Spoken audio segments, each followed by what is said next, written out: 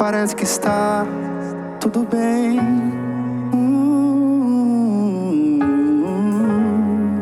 Pra todo mundo está tudo bem, mas eu conheço o teu coração. Conheço você por dentro.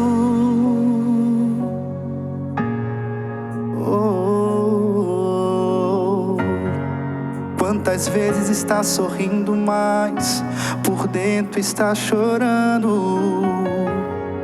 Por fora tem a cicatriz, mas por dentro está sangrando. Mas eu conheço o teu coração.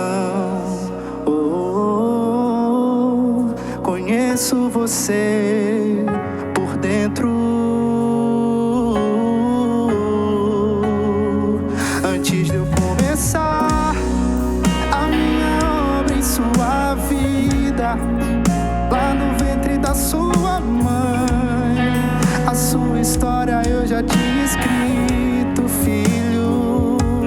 Só parece que é o fim, vai morrer e o desespero toma conta do seu coração. Mas eu não perdi, não. Mas eu não perdi, não. O controle, não. Eu não perdi o controle, não. Não perdi o controle, não. Eu não perdi o controle, não. A sua história já estava escrita.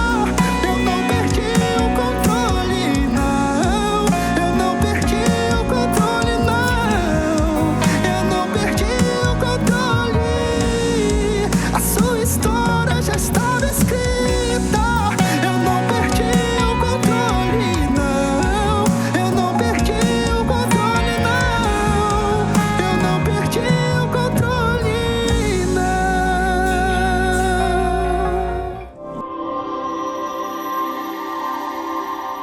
2022, um ano de romper barreiras. E o texto que nós vamos pautar esta palavra está no livro de Atos, no capítulo 16. Nós vamos conhecer essa história a partir do versículo 6 em diante. Não sei se você já conhece, mas é uma história muito conhecida da palavra do Senhor, porque fala de um homem chamado Paulo. O apóstolo Paulo, nesse texto, ele está vivendo a sua segunda viagem missionária. E no momento em que Paulo está vivendo o chamado do Senhor, no meio deste chamado, a Bíblia fala algo muito interessante. A Bíblia diz que o Espírito Santo o impediu de ir para onde ele havia proposto seu coração para viajar. A palavra do Senhor diz que o Espírito Santo, então, redireciona a rota do apóstolo Paulo. E então, numa visão, a Bíblia diz que Paulo deveria ir à Macedônia. Enquanto Paulo está no caminho da Macedônia, ele chega neste lugar e muitas coisas extraordinárias começam a acontecer no momento em que Paulo passa a estar no centro da vontade do Senhor.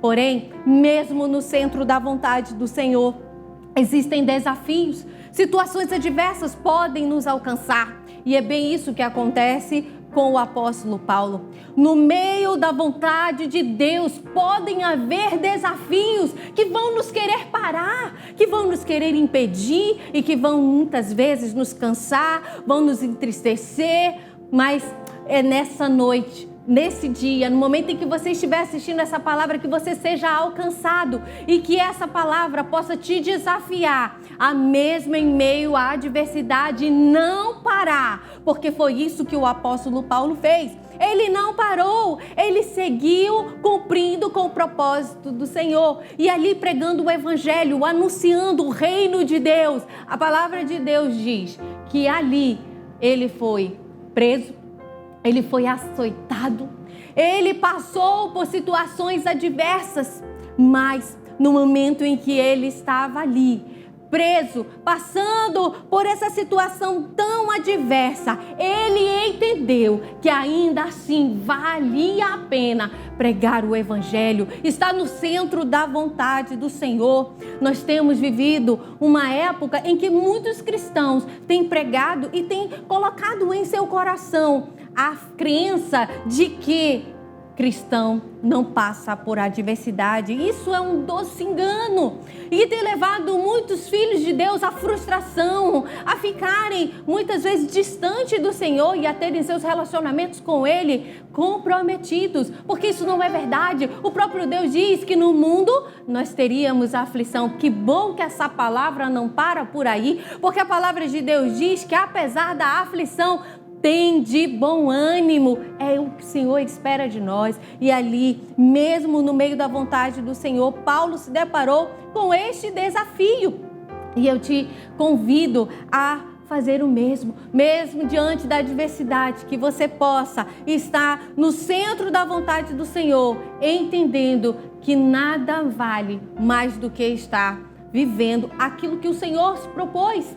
A segunda lição que nós vemos nesse texto é que a maneira como Paulo escolheu enfrentar a adversidade é isso que faz toda a diferença. Sabe? Não é a situação que nos move, não é a situação que faz a diferença, mas a maneira como você decide passar por ela. O povo de Israel, eles enquanto estavam atravessando o árduo deserto, eles escolheram murmurar. Começaram a reclamar, e tem muitas vidas que vão passando pela adversidade, murmurando, questionando. Temos um outro personagem muito conhecido na Bíblia chamado Elias. Quando Elias passou pela adversidade, ele escolheu a caverna. Temos Jonas, quando Jonas recebeu a ordem do Senhor para que ele pudesse ir pregar o evangelho em Nínive, o que foi que ele fez? Ele escolheu uma outra rota. Ele escolheu fugir. E você, meu irmão? E você que nos assiste? Como você tem escolhido? Como você tem vivido as experiências com Deus no momento da adversidade? A Bíblia diz que a vida de Paulo e Silas, enquanto eles passaram pela adversidade, adoraram ao Senhor. Eles escolheram cantar e orar ao Senhor, e por causa da vida deles, eles transformaram. Um rebuliço aconteceu naquela cidade, houve conversão, houve libertação, houve transformação naquele lugar. E o convite para você hoje é que você possa buscar ao Senhor, mesmo no centro da vontade, passando por adversidade, adore, glorifique, exalte o nome do Senhor, porque não tem adversidade que dure para sempre. Enquanto a adversidade não passa, esteja aos pés do Senhor, buscando ao Senhor, porque mesmo na adversidade, milagre pode acontecer, vidas podem ser alcançadas, e que a sua vida seja um canal do milagre, da bênção, da graça do eterno Deus. Que a sua vida possa ser um instrumento nas suas mãos em todo o tempo.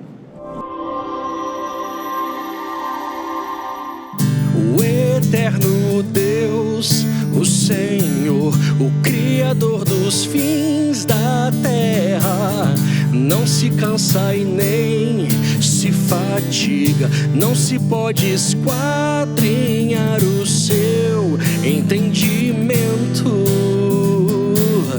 Faz forte ao cansado, multiplica as forças de quem não tem nenhum vigor. Os jovens se cansam e se fatigam, e os moços de exaustos caem. Mas os que esperam no Senhor renovam as suas forças, sobem com asas como águias, correm e não se cansam, caminham e não se fatigam. Mas os que esperam no Senhor renovam as suas forças, sobem com asas como águias, correm e não se cansam, caminham e não se fatigam.